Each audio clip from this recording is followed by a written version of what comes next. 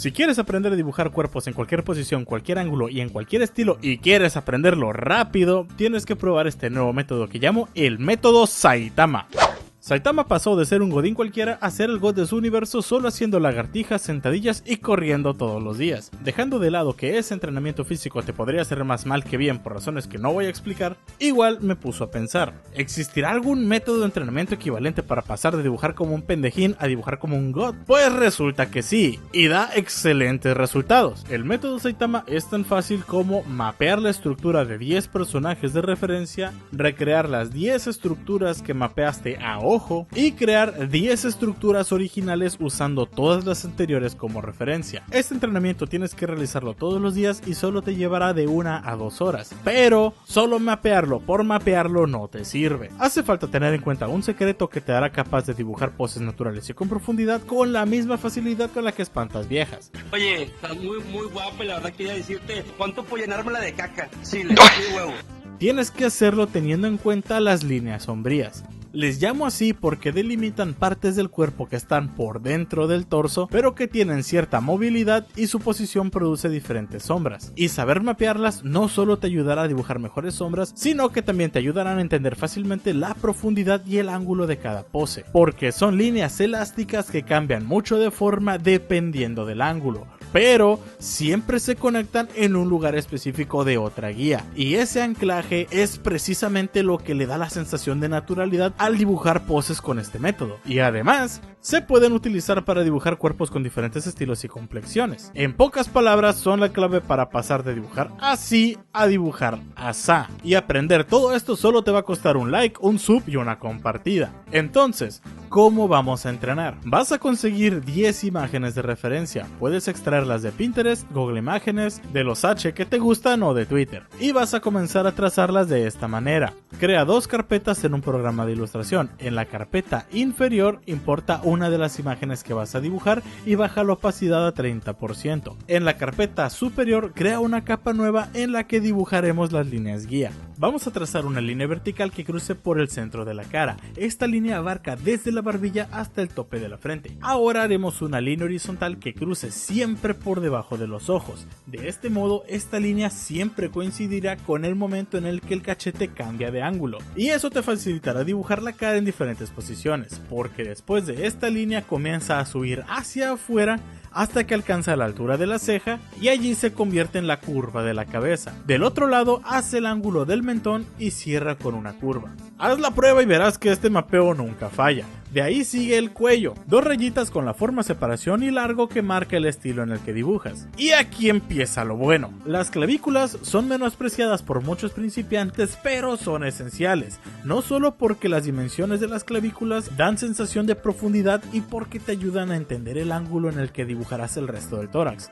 También porque su amplitud te dice si el tórax está en picado o en contrapicado y su ángulo te dice si el brazo está levantado. Las clavículas se dibujan a partir de un trazo en forma de U justo debajo del cuello y una línea en forma de S que se anclan justo a la mitad del borde del hombro. Aquí también se ancla la línea de la espalda. Al mapear hombros hay que tener en cuenta que está formado por 3 curvas: la curva superior, la curva anterior y la curva posterior, la cual es la parte de atrás que forma la axila. El estiramiento de estas líneas nos da información sobre la posición del brazo. Por ejemplo, si el brazo está hacia adelante, la curva anterior se va a arquear mucho más, dándonos sensación de profundidad y también de musculatura. Y además, esta marca te dice exactamente en dónde tienes que hacer una sombra para conseguir un acabado más profesional. Y es por eso que les llamo líneas de sombras. Si el brazo se estira hacia afuera, la línea superior se alargará. Y puedes combinar ambos conceptos para dibujar trazos en diferentes perspectivas, easy peasy.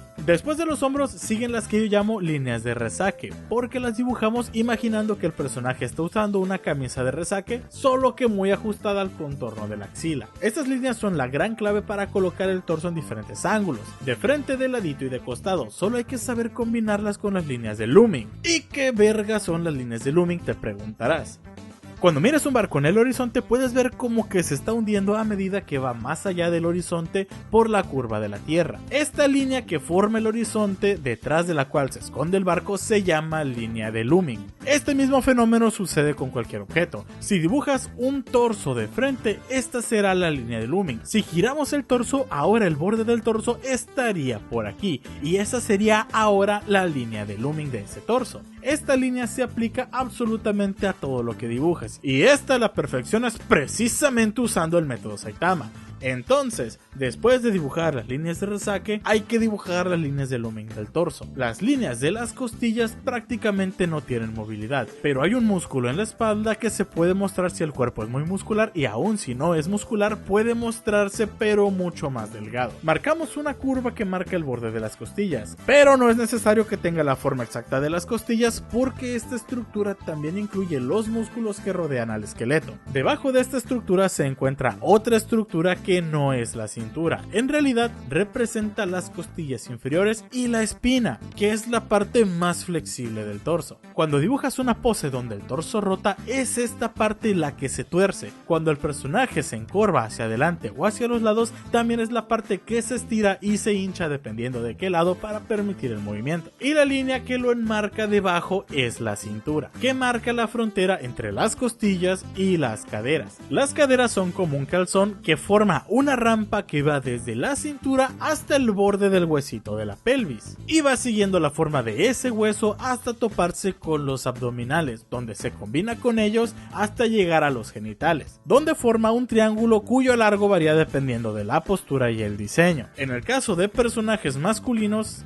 es aquí donde se forma el paquetón de calcetines y la parte de la pelvis es mucho más corta que en personajes femeninos. La pelvis tiene una sección inferior. Esta sección es muy útil para evidenciar la postura de la pelvis, si está hacia atrás, si está hacia adelante o si está hacia los lados. Solo imagínatelo como un óvalo acostado que vas a dibujar dependiendo del ángulo. Esa sección representa esta parte del hueso de la pelvis, que por detrás se une formando un pico que marca el inicio de las nalgas.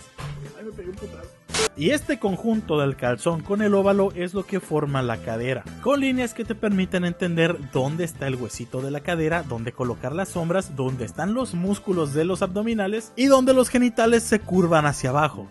Para posicionar las piernas, imagina que el personaje está usando unas medias que llegan hasta el borde de los cachetes y que va por el puro bordecito hasta cruzarse con la genitalia. Traza un óvalo que represente la circunferencia de esas medias y solo te falta marcar el trasero a partir de ahí en los casos donde queda visible. Los muslos se dibujan con formas de S hasta antes de llegar a las rodillas. La forma más fácil de dibujar las rodillas es ignorarlas. Te vas directo a las pantorrillas dejando una forma como de V y después simplemente lo cierras con una curva, un cuadrado o un triángulo dependiendo del diseño que utilices. Las pantorrillas también se dibujan como una forma de S y llegan hasta los tobillos. Las manos y los pies vienen en tutoriales por separado y después solo falta repetir este proceso con otras 9 referencias. Coloca la referencia en la carpeta inferior, creas un nuevo lienzo en la carpeta superior y repites este proceso 10 veces. Luego cierras la carpeta de las referencias y reproduces las mismas estructuras que extrajiste a ojo sin calcarlas. Y por último, haces otras 10 estructuras desde tu imaginación usando las que dibujaste como referencia